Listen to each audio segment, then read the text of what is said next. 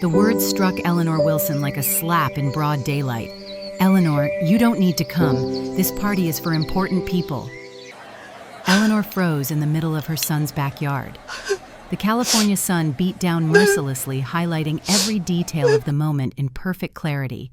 Melissa, her daughter-in-law, stood on the elevated deck, champagne flute in hand, surrounded by laughing guests Eleanor had never met. The statement had been delivered with such casual cruelty, as though Eleanor were a delivery person who had wandered into the wrong address. But this was no wrong address. This was the house Eleanor had contributed 80% of the down payment for. The house with the oak tree in the back that she herself had helped plant when Michael and Melissa first moved in 3 years ago. Time seemed to slow as Eleanor stood there clutching the small gift bag she had brought. Inside was a homemade apple pie still warm from her oven, made from the recipe Michael had loved since childhood. She had risen at dawn to prepare it carefully, weaving the lattice crust the way her mother had taught her. Now the pie felt like a foolish offering, an embarrassing reminder of her misplaced hopes. Around her, guests milled about the expansive yard, clinking glasses and laughing. A man Eleanor vaguely recognized as one of Melissa's cousins glanced her way, then quickly averted his eyes, pretending not to see her.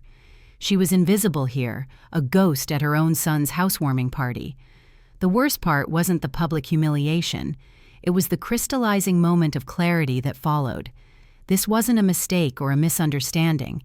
This was the culmination of years of subtle rejection, a pattern she had refused to acknowledge until now. Eleanor nodded slightly, turned and walked back through the side gate to her car. There was no scene, no protest, just the quiet dignity of a woman who finally understood her place in her son's life. Sitting in her car, she was surprised by her own calmness. Her heart wasn't racing, her hands weren't shaking. Instead, a strange stillness had settled over her, as if her body had been waiting for this moment of recognition far longer than her mind had. The pain would come later, she knew. For now, there was only clarity.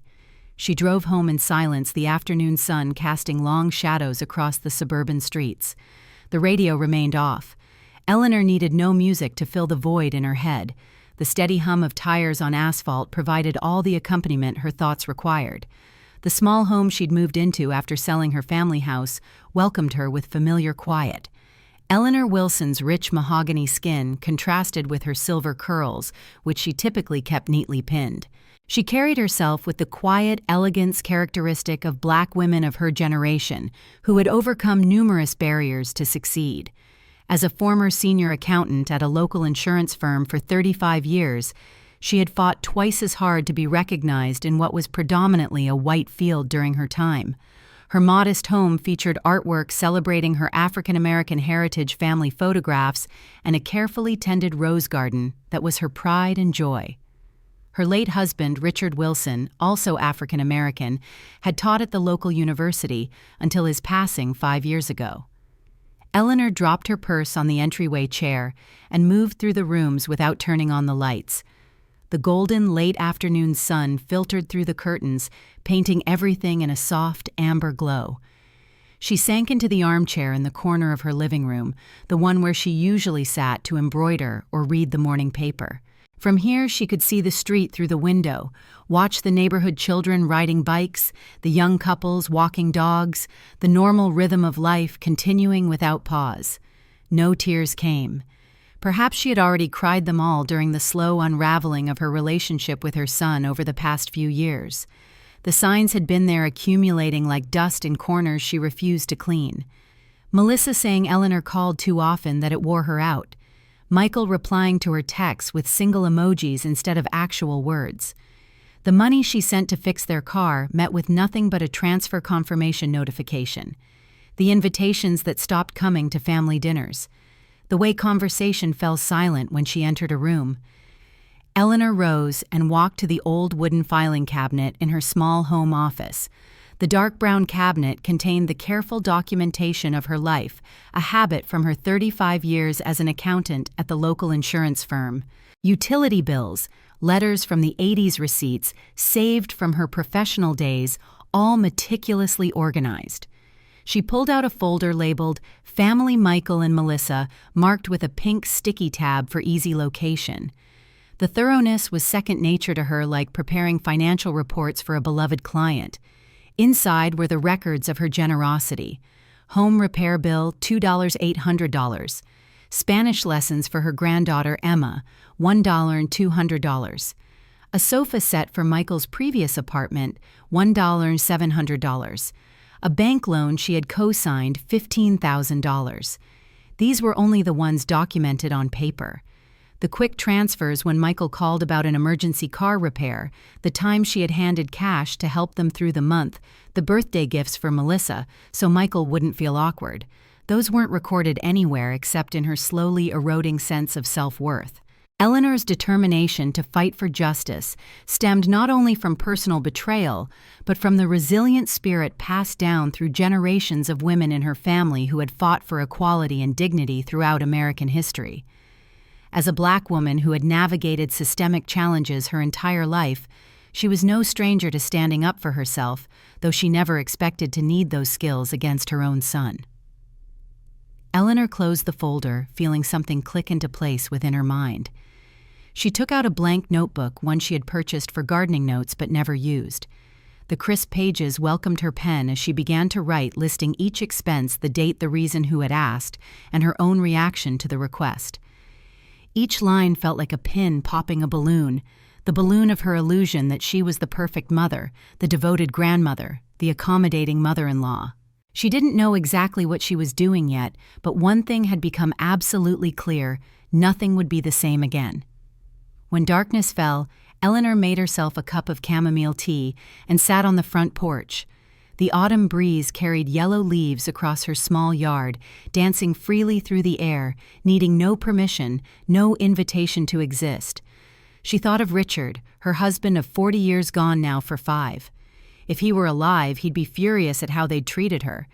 But he would also smile in that knowing way of his and say, "Eleanor, it's time you lived for you." She sipped her tea, the gentle bitterness spreading across her tongue. She didn't feel as bitter as she had earlier. Instead, she felt a growing sense of clarity, as if fog were lifting from a landscape she had been trying to navigate for years. That night, Eleanor didn't turn on the television. She didn't scroll through social media to see who might have posted photos from the housewarming. She just lay in bed, eyes open to the ceiling, and asked herself a question that had been forming all evening. If I stop paying, will I still be called Mom? She didn't know the answer, but she was about to find out. Morning arrived with a soft golden light filtering through her bedroom curtains. Eleanor woke earlier than usual, feeling as though her body had weathered a storm while her mind had found unexpected calm. She brewed a pot of strong black coffee, its rich aroma filling the small house, taking her back to younger days when she would gulp a hasty sip before rushing to the office.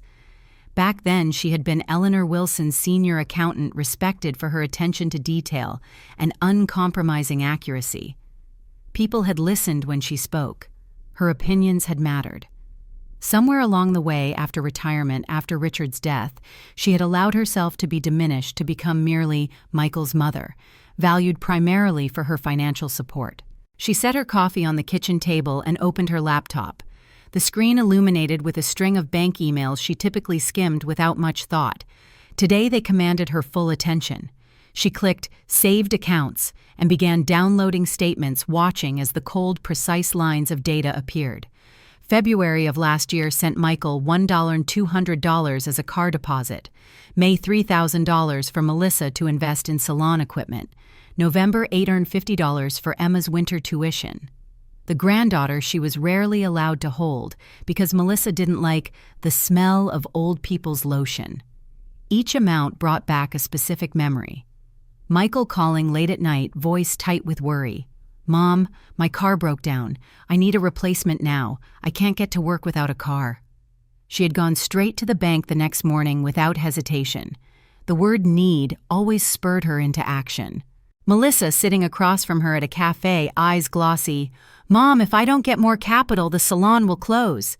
Eleanor had emptied her emergency fund and handed it over, believing she was saving a family's livelihood. She scrolled through more statements. The The numbers kept coming steady and cold. She grabbed her notebook and began logging each transaction methodically, the way she once prepared year-end financial reports. This month, $2,000. Next month, $1,500. Another urgent need, $4,000. As her pen moved across the page, she noticed her hand trembling slightly, not from age, but from a rising anger.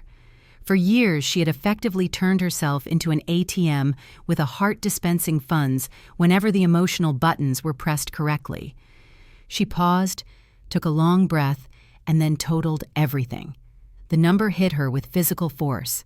$47,600.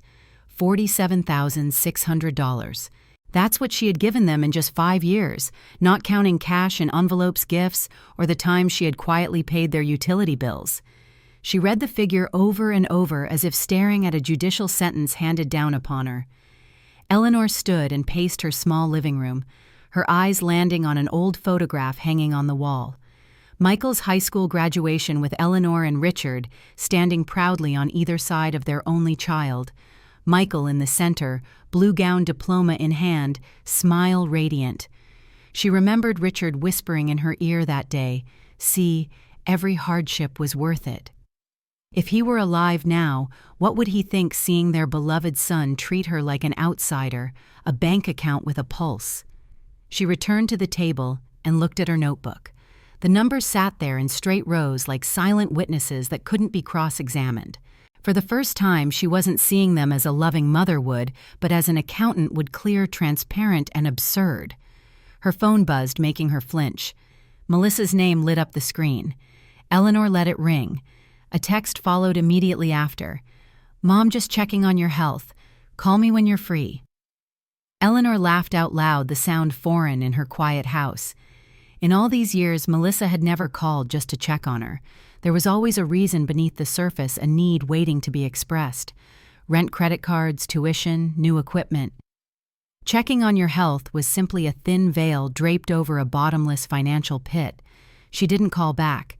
Instead, she closed her laptop, folded the notebook, and placed it in the drawer beside her bed. But in her mind, that number kept echoing. $47,600, the price tag of her maternal devotion. That afternoon, Eleanor visited the grocery store. She carried a small basket and selected a few essentials: milk, eggs, bread, fresh vegetables. The total came to less than $30. She paid carefully, tucked the receipt into her wallet, and suddenly found it darkly amusing. She was the kind of person who saved receipts for eggs and milk, yet had allowed tens of thousands of dollars to slip away without requesting so much as a thank you. Back home, Eleanor sat in her armchair watching the afternoon light shift across her walls. For the first time in years, she didn't feel hurt. She felt angry. Angry at her own leniency. Angry that she had allowed maternal love to be transformed into a one-way financial contract. She opened her phone and scrolled through old messages. From Michael. "Mom, we're in a bind. Can you loan me some money?" From Melissa. "Mom, rent is late this week. Can you help?" Every message followed the same pattern. Short, direct, no pleasantries or personal inquiries.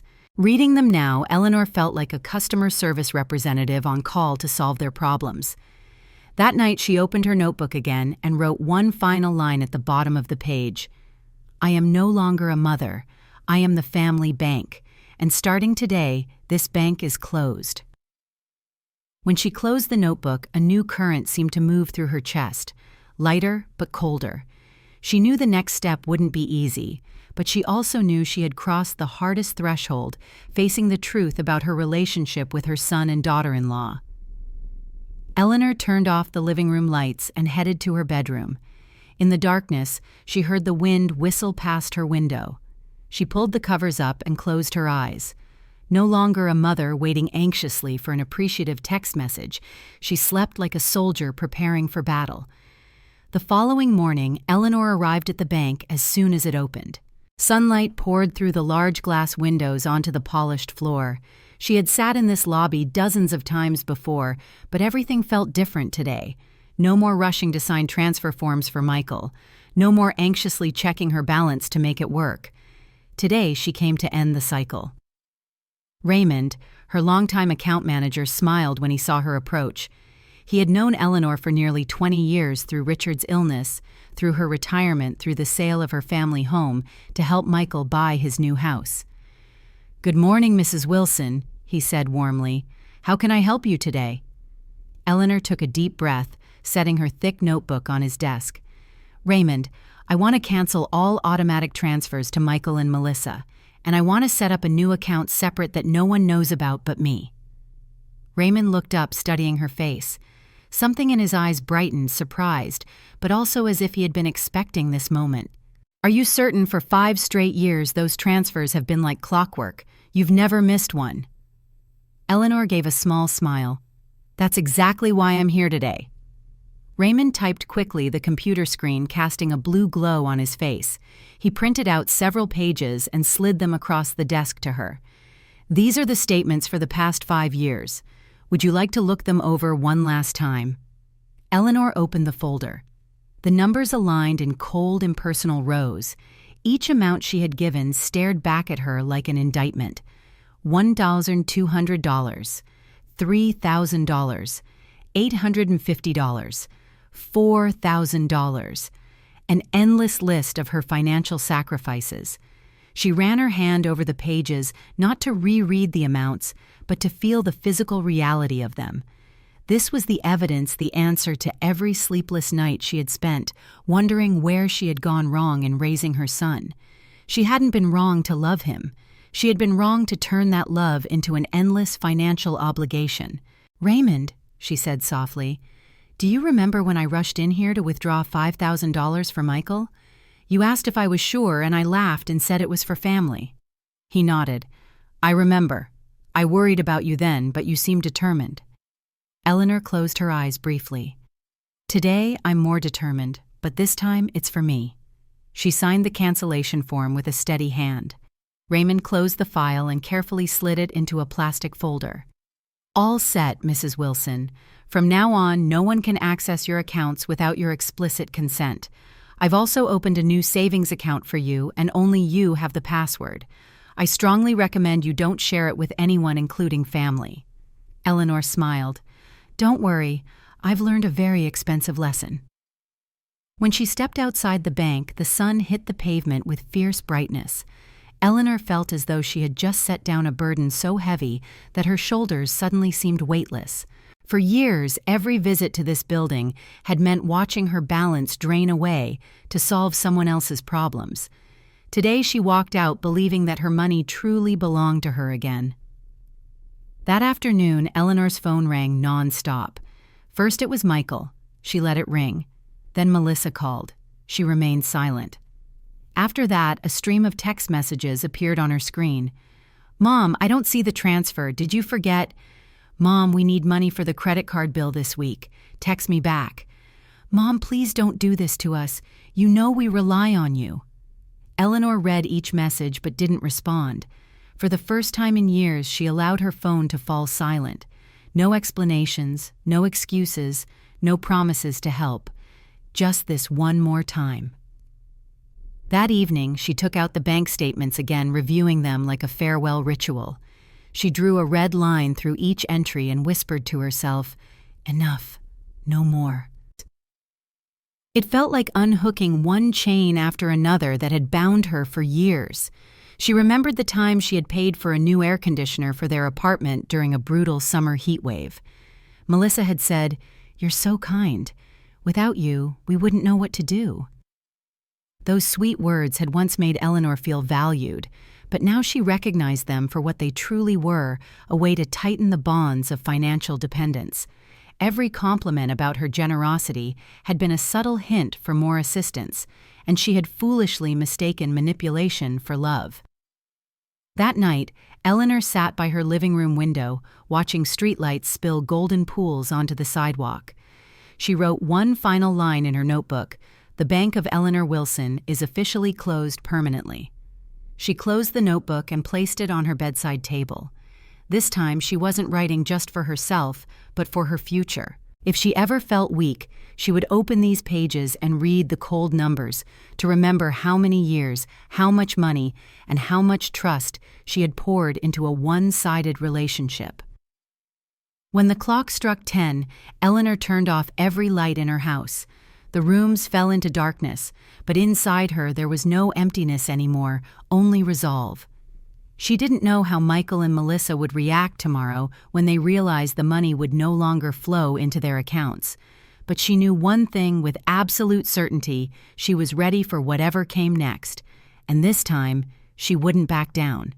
The next morning, Eleanor had just poured her second cup of coffee when the phone rang. Melissa's name illuminated the screen. She watched it ring, making no move to answer immediately. The sound continued, insistent as a pounding fist on her front door. Finally, she picked up. "Mom!" Melissa's voice trembled with tears. "The credit card got declined. The mortgage payment bounced. We thought you forgot the transfer." Eleanor took a slow sip of coffee, letting the warmth spread across her mouth before answering calmly. "I didn't forget, Melissa. I'm choosing not to send it anymore." A few seconds of stunned silence followed, then Melissa's voice erupted. "You can't do that. We rely on you. You know that." Eleanor ended the call without another word. Her hand rested lightly on the coffee mug. Her heartbeat remained surprisingly steady. Less than 10 minutes later, Michael called. His voice wasn't soft like Melissa's. It was blunt and harsh. "Mom, what's going on? I just checked the account. No money came in. You know we have a loan payment due this week, right?" Eleanor closed her eyes and pictured his face from 20 years ago when he would throw his arms around her neck after being bullied at school. Now his accusing tone held no warmth whatsoever. "I know," she said simply, "and I've decided to stop." "What's wrong with you? Who's gotten into your head? Don't let people feed you weird ideas." Eleanor stayed quiet for several seconds, then hung up. The phone continued buzzing afterward, but she ignored it. In the afternoon, Eleanor opened her windows to let the cool autumn air circulate through her home. She heard footsteps on her front porch. Looking out, she saw Melissa standing there, hair disheveled, eyes red and swollen. Melissa rushed forward as soon as Eleanor opened the door, clutching her arm with desperate fingers. "Mom, please don't do this. If we lose the house, Emma will have to switch schools. She's only 7. She needs stability. You're her grandmother. Don't you think about her?" For a brief moment, Eleanor's heart constricted at the mention of her granddaughter. But then she remembered that for years she hadn't been allowed to spend time alone with Emma. Melissa always had an excuse. She's sleeping, she's studying, she's worried about germs. Eleanor gently freed her arm from Melissa's grip and spoke in a low, firm voice. "I have thought about Emma more than anyone, but what you just said isn't about her. It's about the money you want me to keep providing." Melissa's face transformed, anger flashing in her eyes. The tears dried up instantly. She spun around and strode toward her car, tossing back over her shoulder, "You'll regret this." Eleanor stood in her doorway, watching the car leave her driveway. She didn't feel shaky or uncertain. Instead, she experienced a new sensation: self-possession. That night, she wrote in her notebook, "Today, for the first time in years, I wasn't swayed by tears or intimidated by anger. I stood my ground." She closed the notebook and smiled to herself in the quiet darkness of her bedroom. The next day, Michael appeared at her house. He didn't knock or ring the bell. He simply stood blocking the walkway to her front door, jaw-tight, eyes hard. "Mom, we need to talk." Eleanor opened the door, but didn't invite him in. She stood in the doorway, positioned between two worlds, the home she protected inside and outside, the son who treated her like a wallet. Michael glared at her. "We can't live without your support. I'm working hard. Melissa is too. You know how expensive everything is now." "You're 35 years old, Michael," Eleanor cut in. "At your age, your father supported our entire family and bought our first house without any help. You're still leaning on your retired mother." His frown deepened, voice stiffening with indignation. "You make it sound like we've never cared about you. You think all we care about is money." Eleanor answered softly, each word weighted with conviction. Tell me, when was the last time you called just to ask how I'm doing? Michael went silent, lips pressed tight, eyes looking away. She knew he had no answer because there wasn't one. Finally, he turned and walked away without saying goodbye. Eleanor closed the door. The familiar ache of maternal disappointment was there, but she didn't collapse under it. With every refusal, she was pulling herself further from the chains that had bound her to this unhealthy dynamic. For the next 3 days, Eleanor's phone rang almost continuously. When no one answered, they left voicemail messages. The themes repeated with variations: rent, credit card debt, bank loans. She listened to them but didn't reply. Instead, she took long walks around her neighborhood. She stopped by the local bakery and purchased a warm loaf of sourdough bread as a treat. The clerk greeted her with a friendly smile and asked which jam she preferred. Eleanor felt a sudden pang of recognition. How long had it been since she had experienced a simple, pleasant conversation that wasn't about money? She brought the bread home, ate it alone at her kitchen table, savoring each bite and thinking, perhaps this is what freedom tastes like. That night, a lengthy text arrived from Melissa. Mom, I'm sorry if I said anything that upset you, but we're really in a tough spot. If you don't help, we'll lose everything. I know you don't want your granddaughter to suffer. Eleanor read it multiple times, analyzing the language. The wording sounded gentle, but she recognized the familiar scent of manipulation. They weren't asking out of love or concern for her. They were demanding out of fear of losing their only source of supplemental income. She set the phone down without replying. In the past, a message like this would have sent her rushing to make a transfer. Now she felt only relief that she had learned to stand firm. On Sunday morning, Eleanor rose early and attended church, something she had done regularly for decades. But her mind had always been tangled with worry over her children's financial problems. Today she sat still and actually listened to the sermon about forgiveness. The pastor said something that resonated deeply. Forgiveness doesn't mean accepting abuse. Forgiveness is when you let the burden fall from your shoulders and free your soul. Eleanor sat there with tears streaming down her face, unable to stop them. Not for Michael or Melissa, but for herself, the woman who had allowed motherhood to become chains for so many years. That afternoon, Melissa called again. Her voice wasn't soft this time. It was sharp with threat. If you don't send money, we'll have to take action. Don't blame us when it happens. Eleanor pressed the end call button.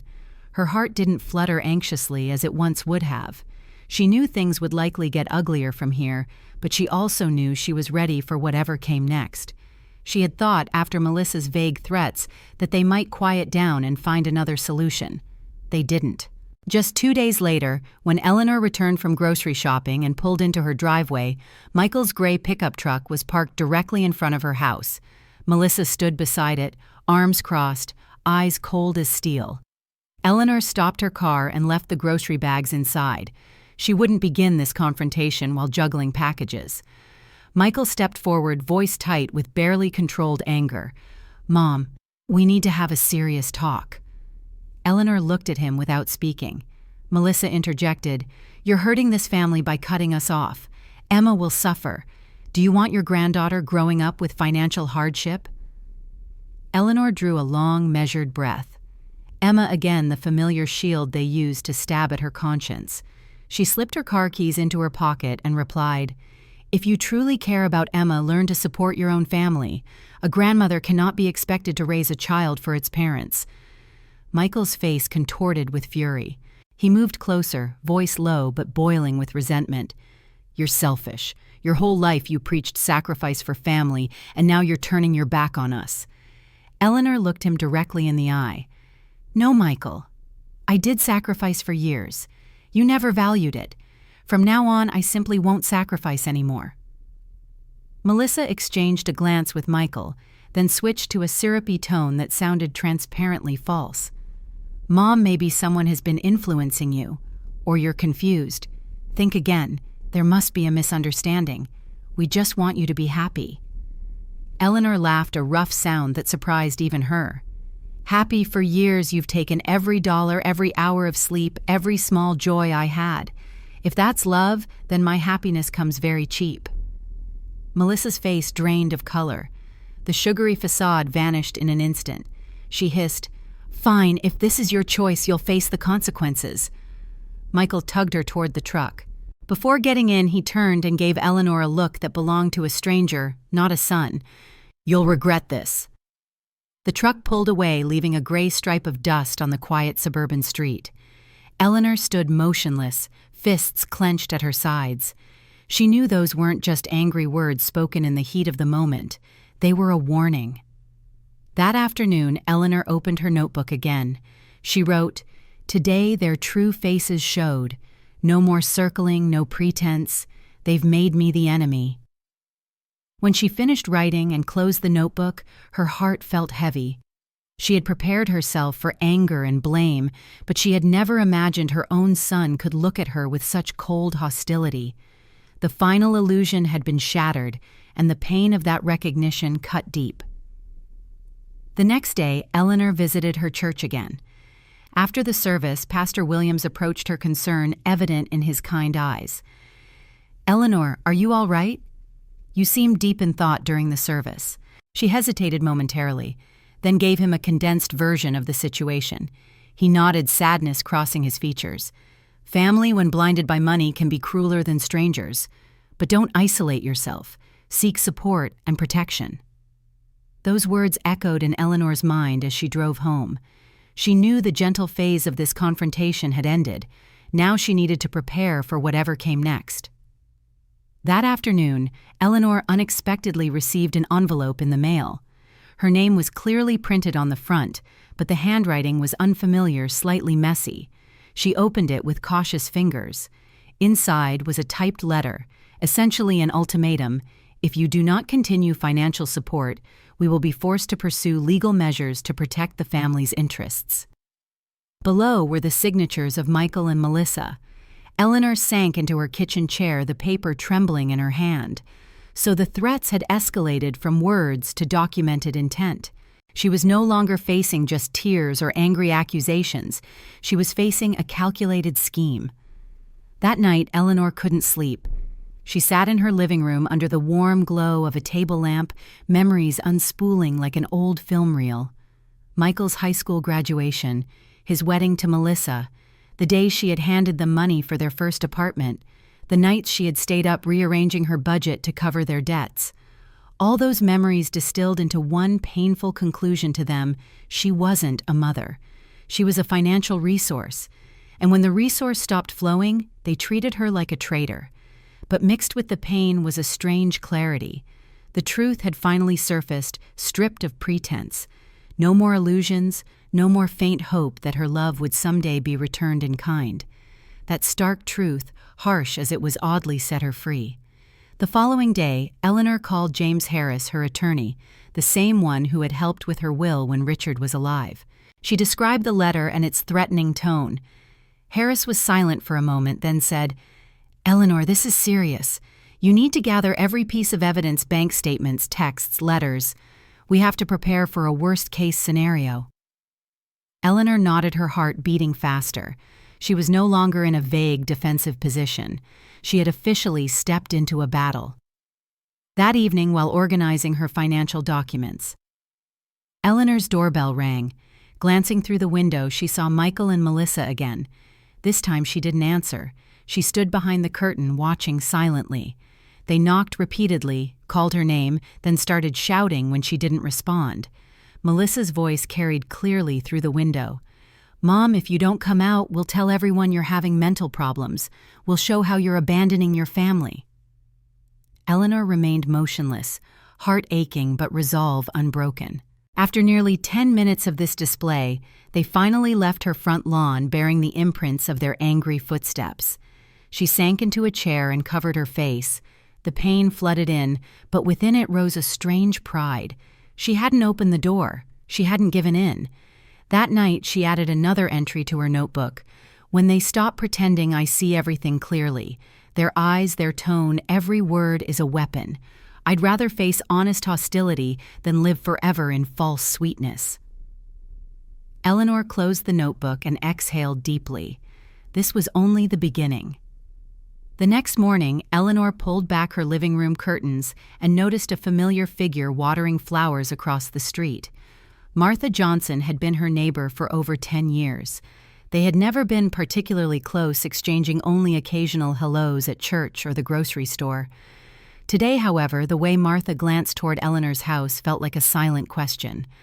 Eleanor forced a smile and waved. Martha immediately shut off her garden hose, crossed the street, and stopped at Eleanor's fence. Martha was about Eleanor's age, perhaps a few years older, with silver hair and an energetic demeanor despite her 68 years.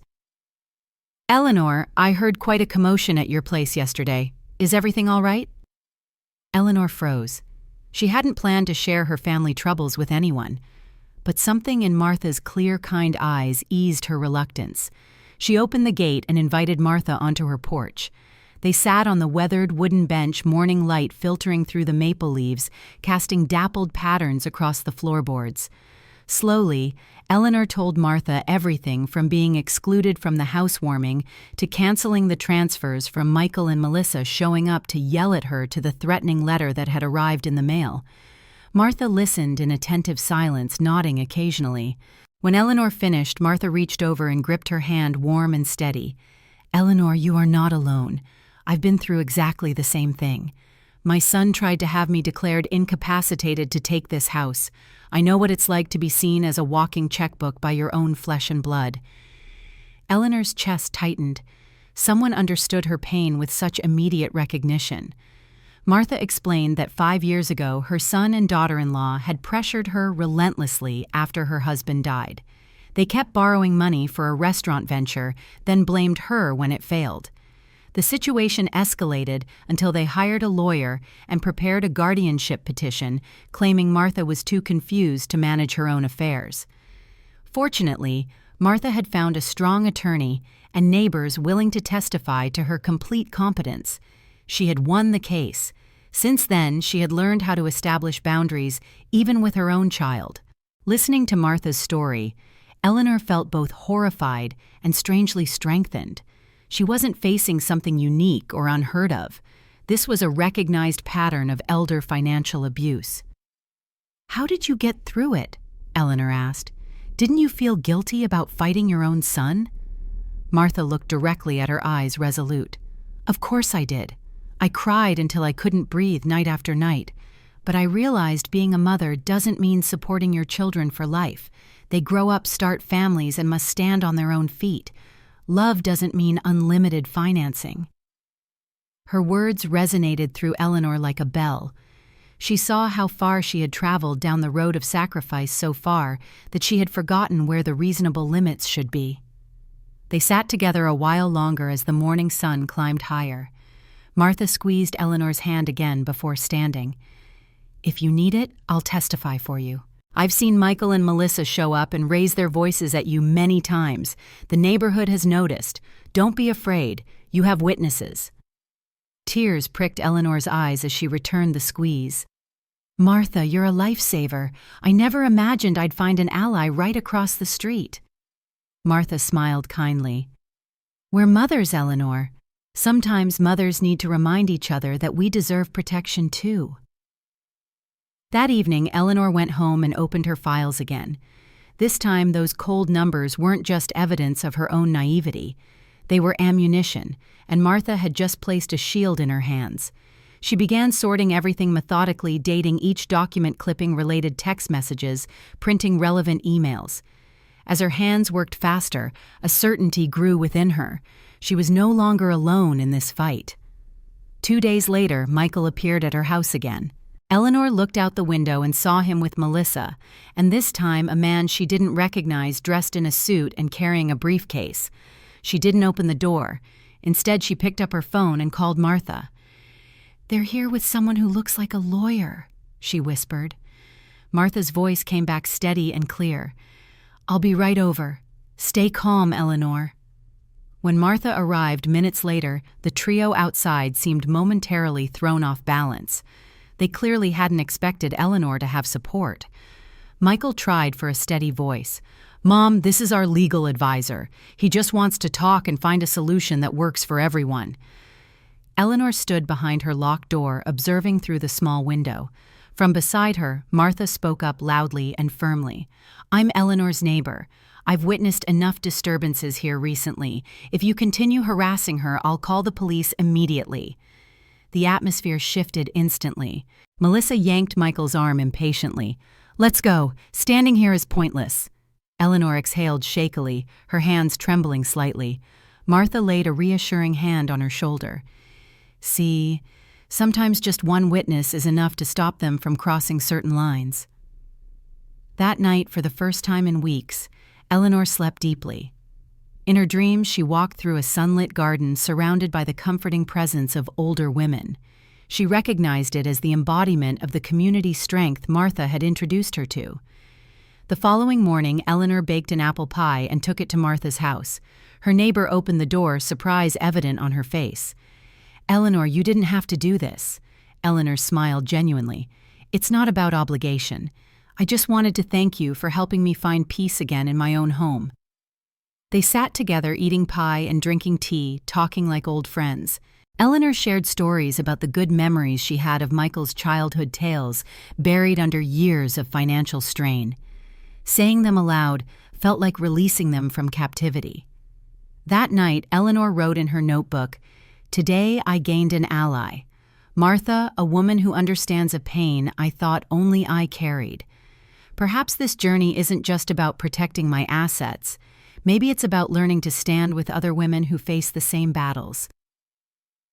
After Martha had stood up for Eleanor in front of Michael and Melissa, Eleanor could finally breathe more easily, but she knew their silence was only temporary, like a calm lake hiding dangerous currents beneath.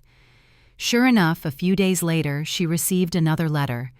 This time it wasn't Michael's messy handwriting, but a clean printout with an official law firm letterhead. The letter claimed Eleanor showed signs of mental instability requiring supervision to prevent financial risk. It also explicitly mentioned legal rights of direct heirs and fiduciary responsibility.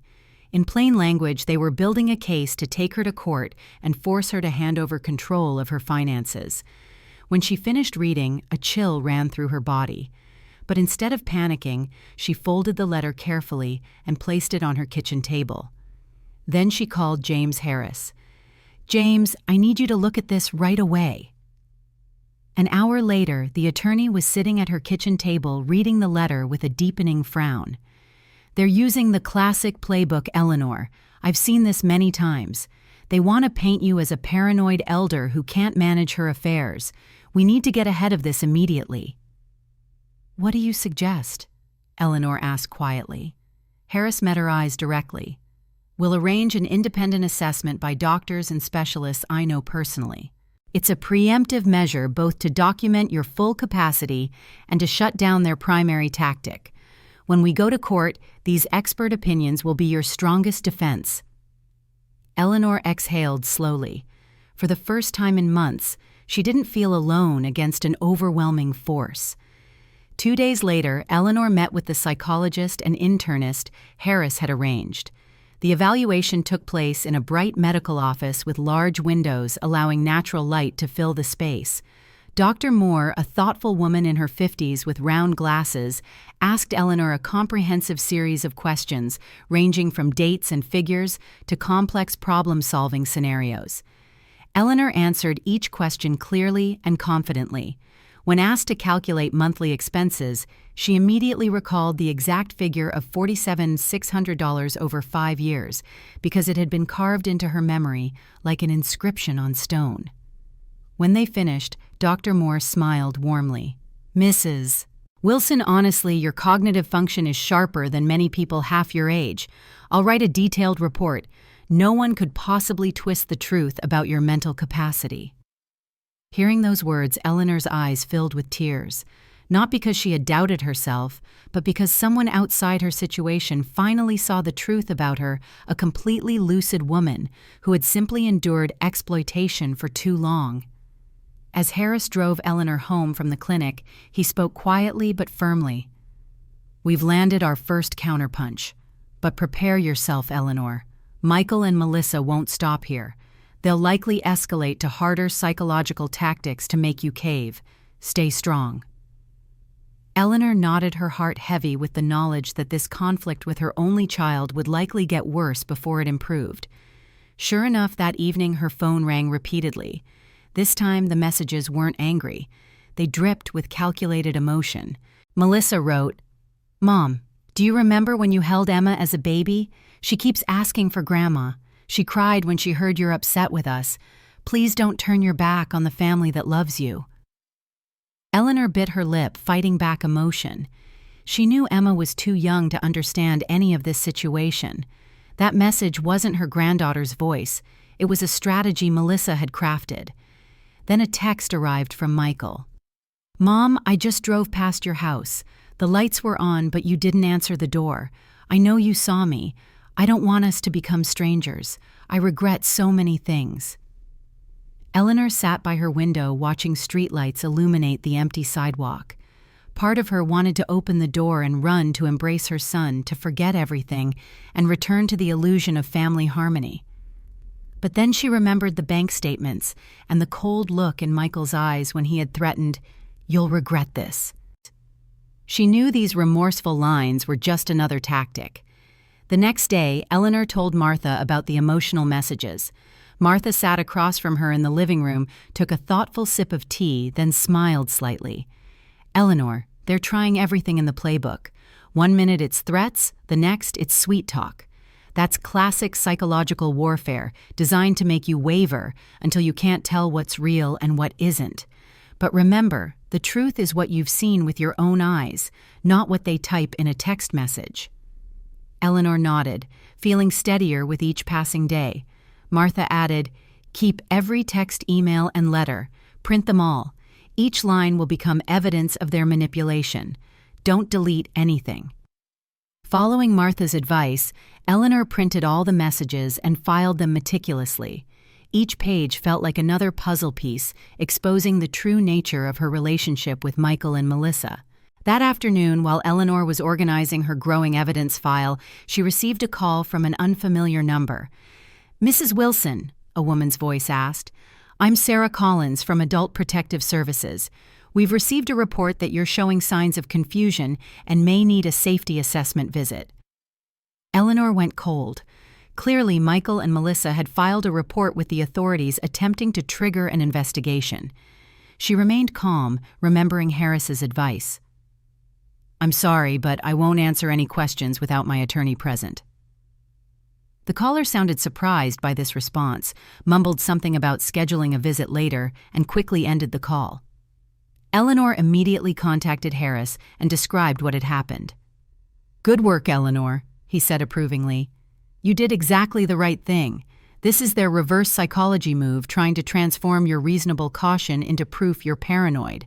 But we now have the independent assessment plus witness support. Don't let them frighten you."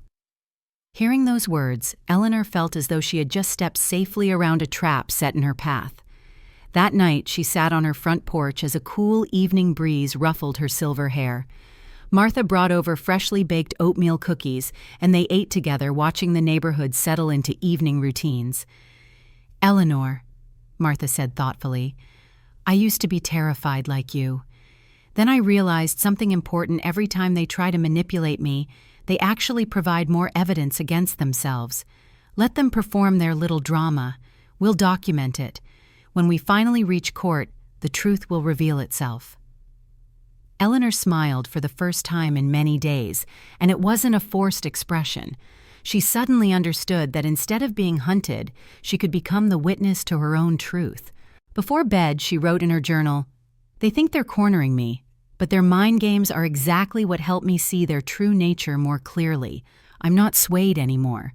I have evidence, allies, and faith in the truth." She closed the notebook and laid her head on the pillow. For the first time in weeks, sleep came easily. Not because the storm had passed, but because she had learned how to stand steady within it. Just 1 week after the call from Adult Protective Services, Eleanor received a thick envelope stamped by the local county court. Her stomach dropped, and her hands trembled as she tore it open. Inside was a petition for determination of civil competency filed against her. Right in the first line, her name, Eleanor Wilson, appeared in quotation marks as if she were a fictional character rather than a real person. The plaintiffs were listed as direct relatives, signed by Michael Wilson and Melissa Wilson. Eleanor read through the document feeling as though someone were squeezing her chest. The reasons they cited were shamelessly absurd. That Mrs. Wilson has recently spent money irrationally on useless items, that she isolates herself and shows signs of depression and paranoia toward family members, that there exists a risk of outsiders exploiting and manipulating her assets. Eleanor let out a dry laugh that sounded like metal scraping metal. The very people who had lived off her financial support for years now dared to cast her as a victim of exploitation by unnamed outsiders. The next morning, Eleanor took the court petition to Harris's office. He read it silently, occasionally drumming his fingers on the polished wood desk. "Eleanor, this is a serious escalation, but don't worry. I've been preparing for this possibility. We'll prove this is a fraudulent filing." He opened a cabinet and pulled out the materials they had gathered: bank statements, receipts, the text messages demanding money, and Dr. Moore's comprehensive assessment report. Stacked together, they formed an impressive defense. Harris analyzed the petition carefully. "Their weakness is fabricated evidence. I'll ask the court to verify the source of everything they've submitted. If we can expose even one false document, their entire case collapses." Eleanor nodded, feeling a new surge of confidence. This time, she wasn't just defending herself. She was prepared to counterattack. As Harris had predicted, when the court sent over the complete file for them to review, he spotted something immediately suspicious. There was a medical certificate signed by a psychiatrist named Dr. Kramer, claiming Eleanor showed signs of memory decline and needed long-term monitoring. Harris checked medical licensing records and discovered that this Dr. Kramer had retired 3 years earlier. The signature on the document was clearly forged. "They created a fake medical assessment," Eleanor whispered, staring at the document in disbelief. Harris nodded grimly. "Exactly. That's our strike point. Submitting forged documents to a court is a serious offense. Once we prove this, they won't just lose their case. They'll face potential legal consequences themselves." In the days that followed, Eleanor devoted all her time to organizing evidence. Every evening, she spread files across her dining room table, creating labeled folders by topic: bank records, text messages, forged medical documents, witness statements. Martha often came over to help. She patiently read through each message and document, reminding Eleanor to remain calm and focused. "Think of it like cleaning out an old attic," Martha advised. "The more dust you clear away, the lighter you'll feel when it's finally swept clean." One afternoon, Harris called, his voice electric with energy. "Eleanor, I just spoke directly with Dr. Kramer. He's willing to testify in court that the signature is forged. This is pivotal. Their deception is about to be exposed." Eleanor gripped the phone tightly, her heart racing. All the accumulated grief and betrayal finally had a chance to be brought into the light of justice. While they waited for the court hearing date, Michael and Melissa continued their routine, alternating between emotional appeals and veiled threats. One day, Eleanor received a message. "Mom, if you drop this whole thing, we'll let everything go and be like before." Another day, it was, "If you're stubborn about this, don't blame us when the entire family hears about your mental decline." She didn't respond to any of these messages. She simply printed each one and added it to the folder labeled Manipulation Tactics. One evening, Eleanor received yet another call from an unfamiliar number. A woman's voice identified herself as a legal assistant working with Michael and Melissa, requesting to visit Eleanor's home to further assess your current health status. Eleanor laughed, no longer intimidated by these transparent attempts. "If you want to assess anything about me, you'll need to speak with my attorney. I don't allow strangers into my home unless I invite them." She hung up without a tremor in her voice. She knew that as they approached the court date, their tactics would likely become increasingly desperate. The first preliminary hearing finally arrived. Eleanor dressed carefully in a light gray suit, her silver hair neatly styled with just a touch of makeup. Looking in the mirror, she saw a composed woman who stood with quiet dignity, no longer trembling prey. Harris accompanied her to the courthouse, and Martha came to testify if needed. When Eleanor entered the courtroom, she saw Michael and Melissa sitting across the aisle. Melissa averted her eyes completely. Michael glanced up briefly, then stared fixedly at his lap. The hearing began with the plaintiffs presenting their case. Their attorney leaned heavily on phrases like mental instability, irrational spending, and asset protection. Eleanor sat still, listening without visible reaction. When they presented the medical certificate supposedly signed by Dr. Kramer Harris, stood immediately. He asked the court to compare the document with Dr. Kramer's official records. Moments later, Dr. Kramer himself entered the courtroom, a thin, white-haired gentleman with alert eyes. Holding up the document in question, he stated clearly, "This is not my signature. I have never met Mrs. Eleanor Wilson, nor have I written this report. I retired from practice in 2020. Whoever used my name on this document committed forgery." The courtroom fell silent. Eleanor glanced at Michael, who had gone visibly pale. Melissa bowed her head, shoulders shaking slightly. In that instant, it felt as though the mask they had constructed over months had been ripped away in public view. Harris continued methodically presenting Dr. Moore's independent assessment, confirming Eleanor's complete competence, the bank statements showing the consistent flow of money to Michael and Melissa, and the threatening messages and letters they had sent. Each document landed like a hammer blow against the wall of lies they had constructed. Eleanor sat quietly, clutching her purse, tears rolling silently down her cheeks, not from sadness, but from the profound relief of having the truth finally acknowledged. When the hearing concluded, the judge announced that more time would be needed to reach a final decision, but the exposed forgery had already significantly undermined the plaintiff's case. As Eleanor left the courtroom, she heard whispers from others waiting for their cases to be called. Unbelievable! Her own son forged documents to take his mother's money.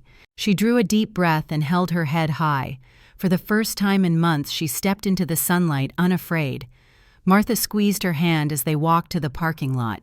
See Eleanor masks eventually fall. They can stage all the performances they want, but the truth has its own voice.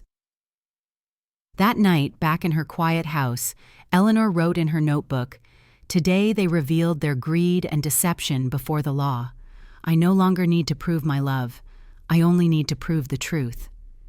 She closed the notebook and looked up at the ceiling, feeling a strange calm settle over her. The fight wasn't over, but she knew she was on the right path. More importantly, she was no longer a woman blinded by manipulation. She was Eleanor Wilson, and she had finally looked the truth squarely in the eye. The formal hearing was set for a Monday morning that dawned gray and overcast. Eleanor woke very early and sat at her vanity mirror for a long time, studying her reflection. Her silver hair was neatly arranged, dark circles shadowed her eyes, but her gaze remained steady and determined. She chose to wear the navy blue blazer Richard had given her for their last anniversary, paired with a simple white blouse. She wanted to appear not as a victim, but as a woman who had lived fully and maintained her dignity through difficult circumstances. Martha insisted on driving Eleanor to the courthouse. On the way, she spoke softly but confidently. "Eleanor, today, you're not only standing up for yourself, you're standing up for many mothers who've been financially exploited by their own children. Remember that when you feel afraid." Eleanor squeezed her friend's hand, feeling a quiet faith rising within her. The courtroom was unusually full. Eleanor noticed several familiar faces from church and the neighborhood. Some nodded encouragingly when their eyes met. Across the room, Michael sat beside Melissa, both with rigid expressions. Melissa wore a somber black dress, her eyes darting nervously around the room, never meeting Eleanor's gaze. Michael sat unnaturally straight, lips pressed tightly together, fingers laced in front of him. When the judge entered the room, fell completely silent.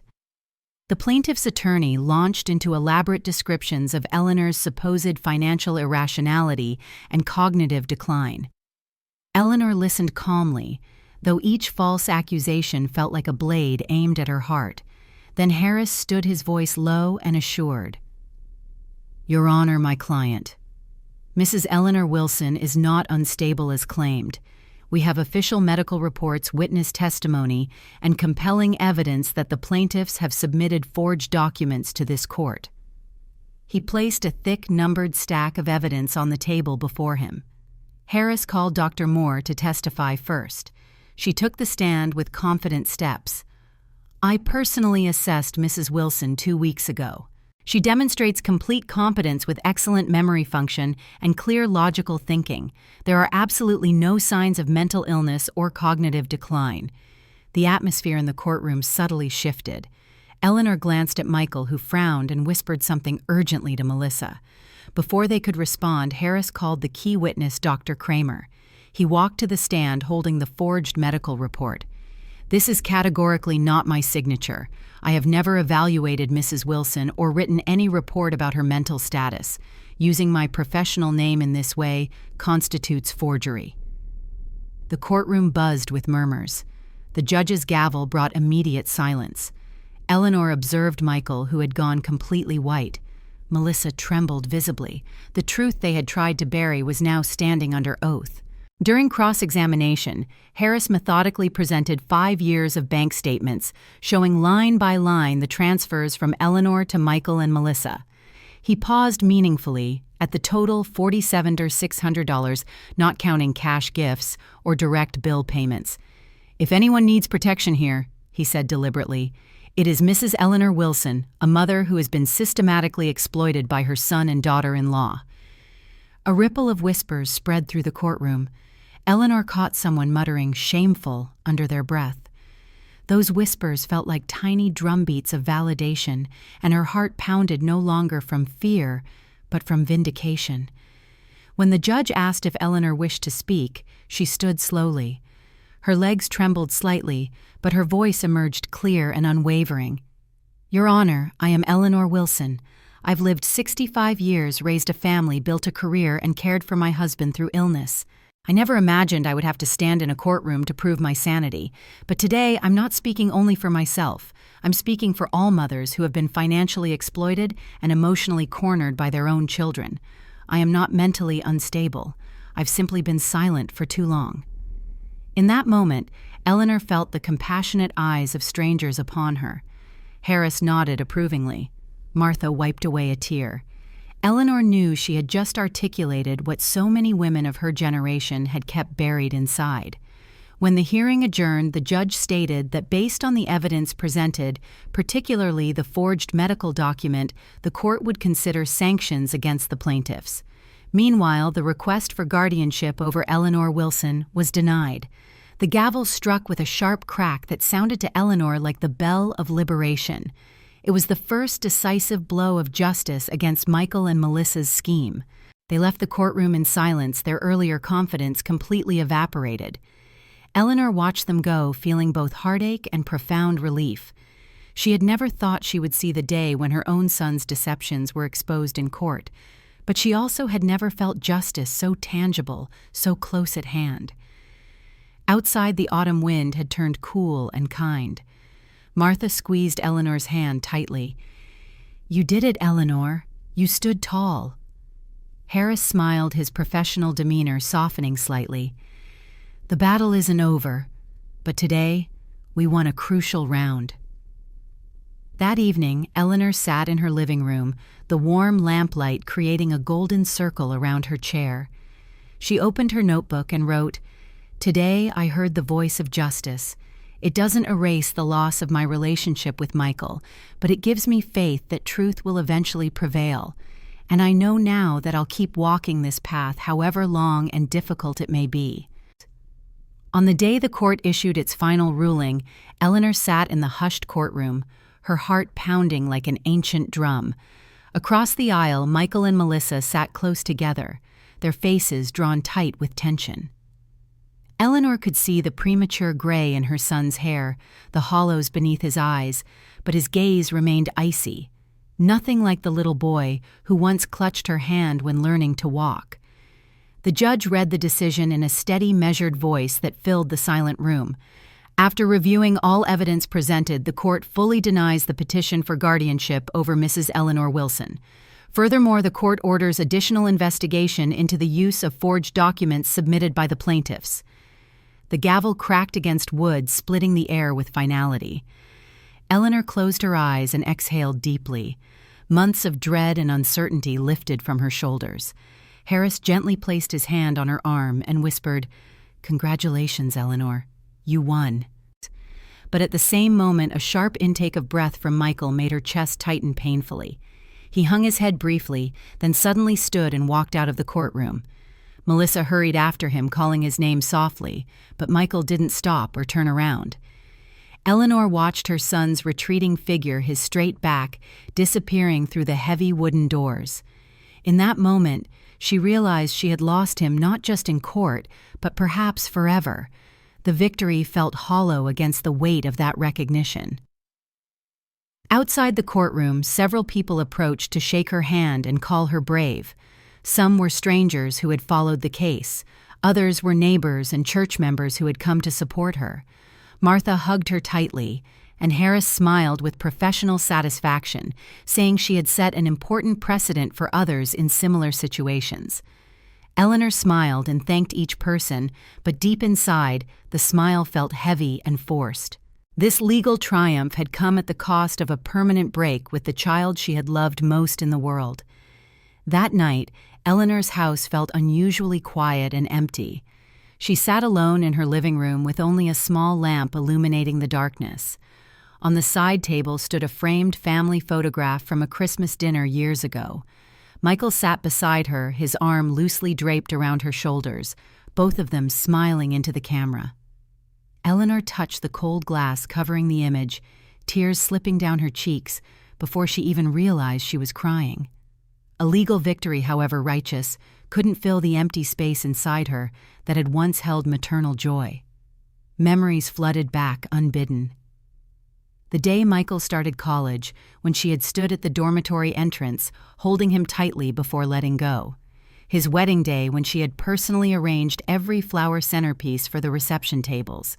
The day Emma was born, when Eleanor had stood outside the delivery room, hands shaking with excitement as she clutched a tiny gift for her newborn granddaughter. Those moments had been her pride, the reason she had worked so hard and saved so carefully all those years. Now they felt like smoke, insubstantial, against the harsh reality of estrangement. 3 days later, Melissa called unexpectedly. Her voice was cold and formal. "You won! Congratulations! But from now on, don't expect to see Michael. He doesn't want to look at you anymore." Eleanor kept her voice steady, despite the pain shooting through her chest. "Melissa, please tell Michael I never stopped loving my son, but I couldn't let him turn me into an endless financial resource." Melissa said nothing in response and simply hung up. Eleanor sat motionless for a long time after that call ended. The pain didn't slam into her all at once. It seeped in gradually like rain soaking into parched soil. She now understood that to Michael she was no longer a mother.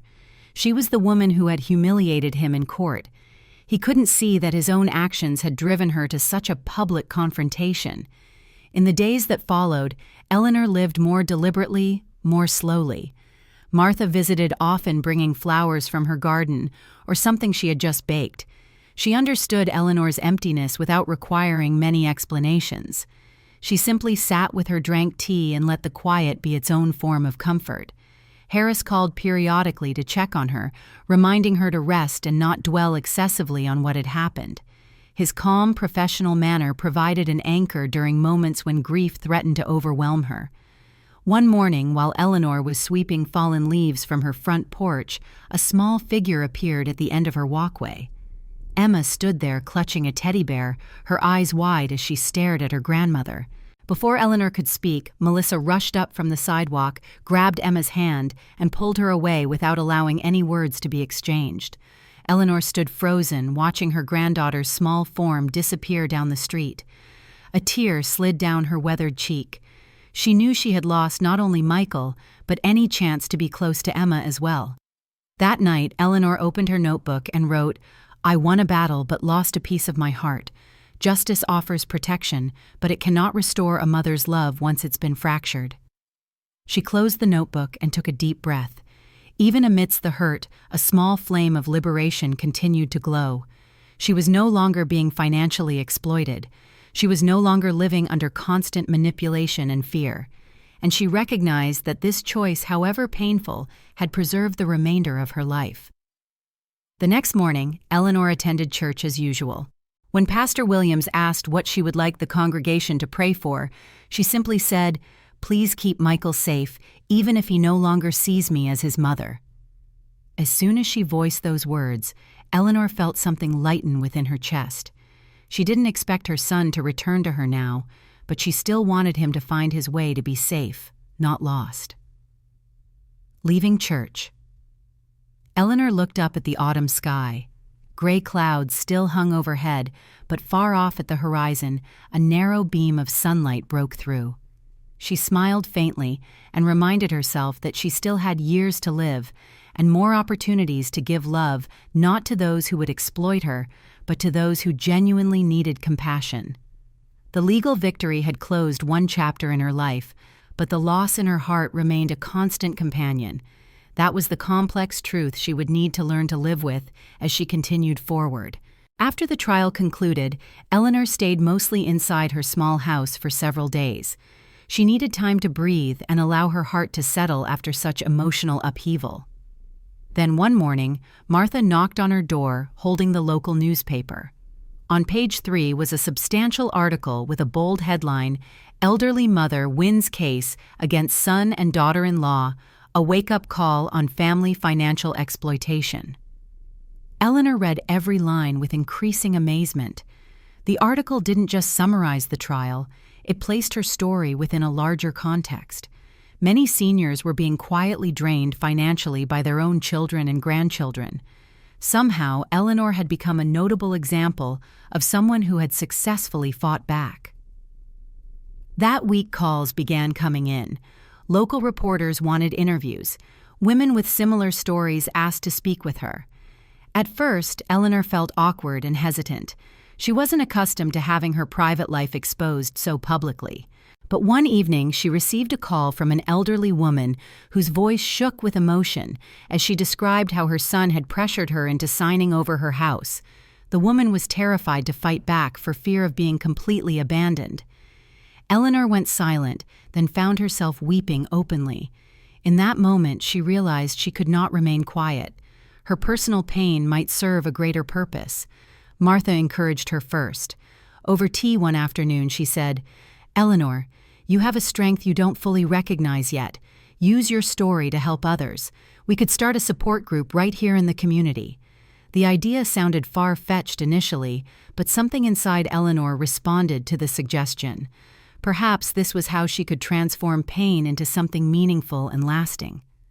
They started small, a few weekly meetings in the church community room.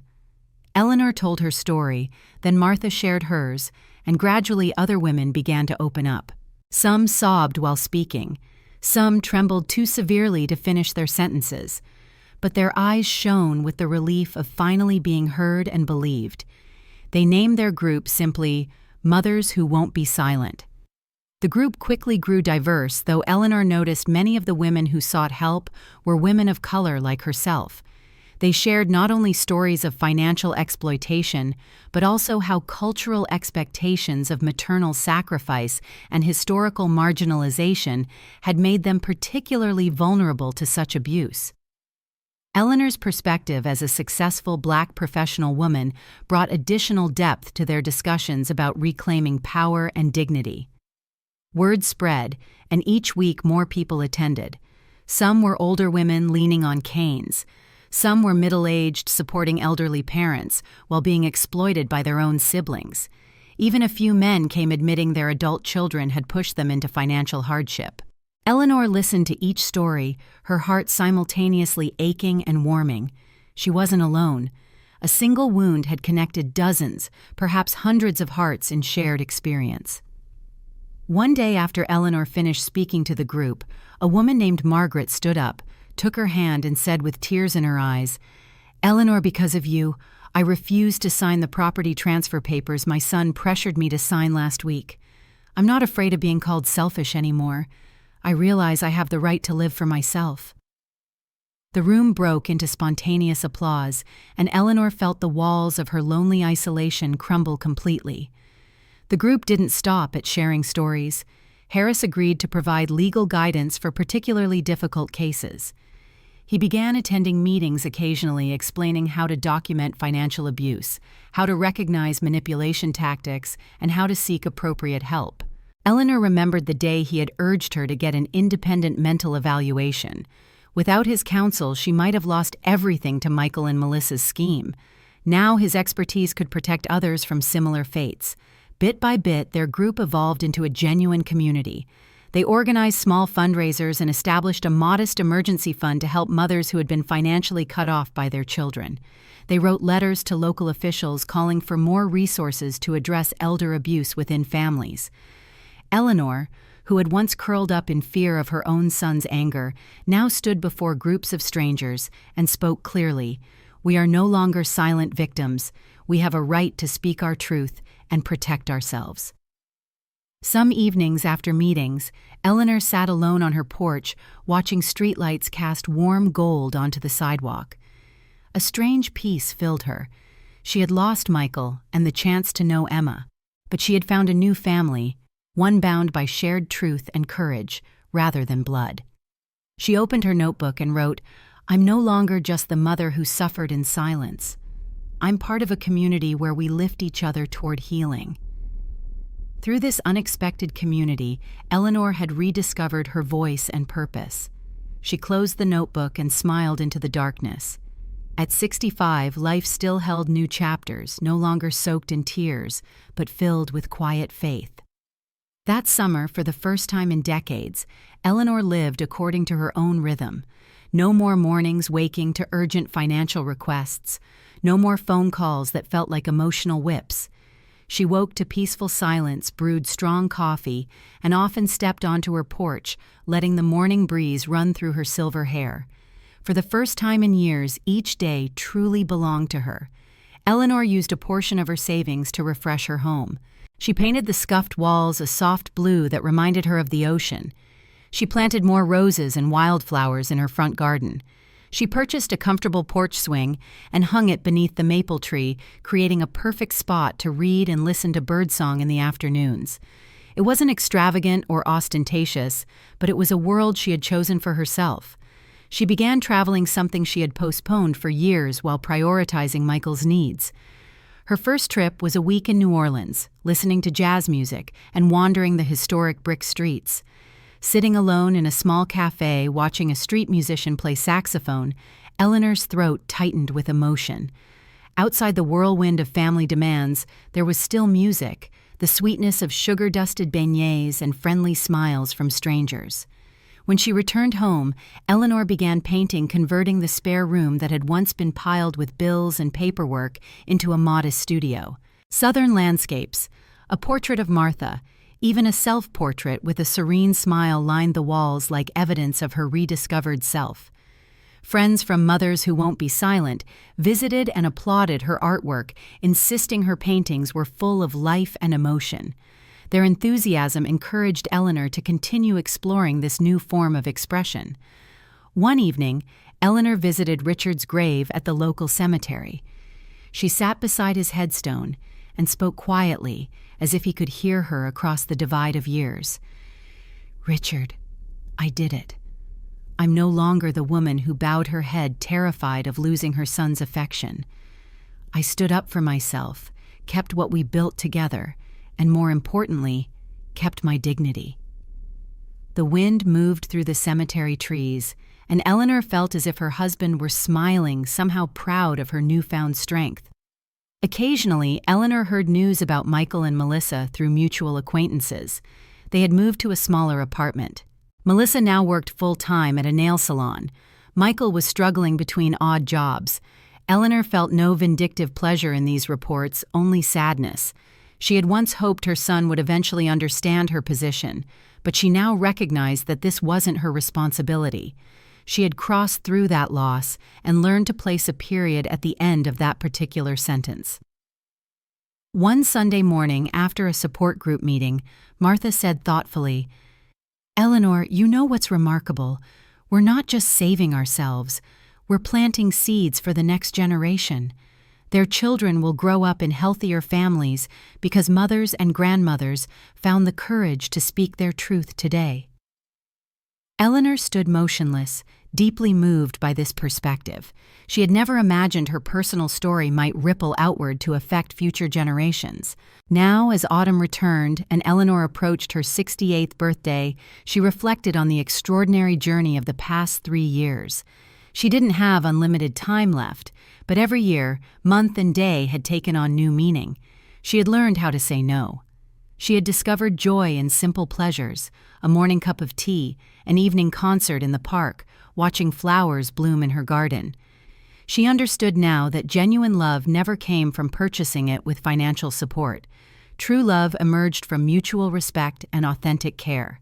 She had paid dearly for this wisdom, but she harbored no regrets. From the ruins of one relationship, she had built a meaningful life and helped others do the same. Eleanor continued leading the support group, which had grown to over 30 regular members. Their work had even attracted attention from a national organization focused on elder rights, which offered to provide resources to help them expand their reach. On a crisp October morning, Eleanor sat at her kitchen table reviewing materials for an upcoming workshop on recognizing financial manipulation. The doorbell rang unexpectedly, interrupting her concentration. When she opened the front door, Emma stood there alone, now 10 years old, clutching a small backpack. "Grandma," she said hesitantly, "I took the bus by myself. Mom doesn't know I'm here." Eleanor's hands trembled as she invited her granddaughter inside. Emma looked around curiously, as if entering a place she had heard about but never seen. "I remember you," Emma said quietly. "From when I was little, you used to sing to me." Eleanor nodded, unable to speak through the emotion tightening her throat. "Why don't you and Dad visit anymore? Did you have a fight?" Eleanor carefully considered how to respond. "Sometimes grown-ups have complicated disagreements, Emma, but I want you to know that I never stopped loving your father or you." Emma sat at the kitchen table while Eleanor made hot chocolate. They talked about school, Emma's interest in science, and the book she was currently reading. The conversation flowed naturally, as if they had never been separated. After an hour, Emma said, "Mom and Dad don't live together anymore. They got divorced last year." Eleanor absorbed this information silently. She had suspected as much from the fragments of news she had received. "Dad seems sad a lot. He mentions you sometimes when he thinks I'm not listening." Eleanor felt a twinge in her chest, but maintained her composure. "Growing up is difficult, Emma, even for adults. Sometimes we make mistakes and don't know how to fix them." As the afternoon progressed, Eleanor realized she would need to call Melissa. Whatever had happened between them, she couldn't allow Emma to worry her mother by disappearing. When Melissa answered, her voice was frantic. "Emma is missing. Have you seen her?" "She's here with me, Melissa. She's perfectly safe," Eleanor replied calmly. "She took a bus to visit me." A long silence followed. Then Melissa said, "I'll come get her right away." "There's no rush," Eleanor responded. "We're having a nice visit. I'll bring her home before dinner." Driving Emma back to Melissa's apartment, Eleanor felt a strange mixture of joy and melancholy. Her granddaughter had sought her out, crossing the divide that adults had created. At the apartment building before Emma got out of the car, she turned and hugged Eleanor fiercely. "Can I visit again, please?" "That's something we need to discuss with your mother," Eleanor answered honestly. "But I would love to see you anytime."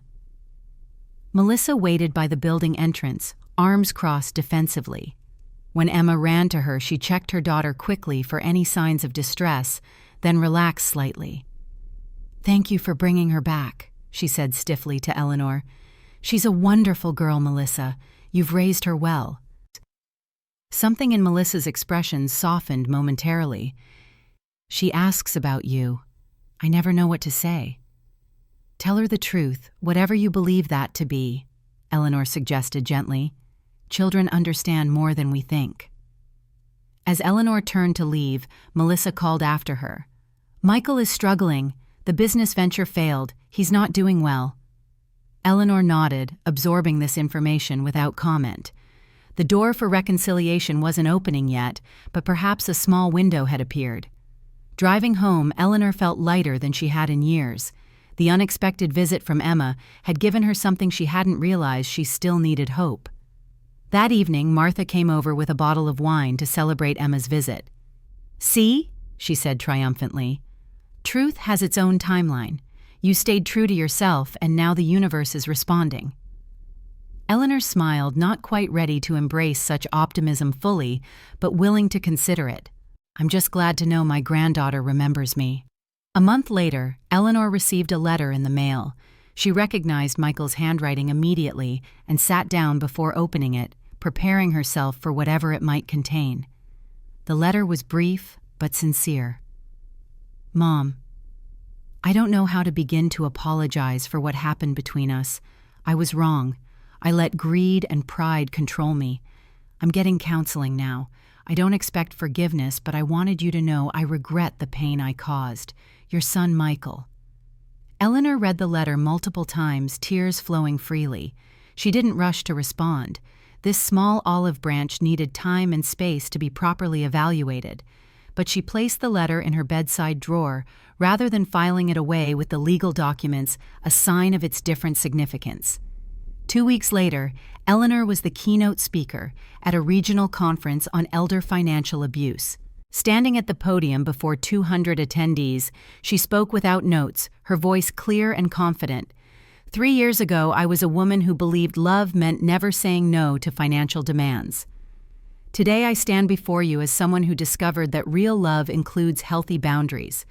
My journey cost me dearly, but what I gained was immeasurable: my self-respect, my voice, and a community of survivors who lift each other up daily.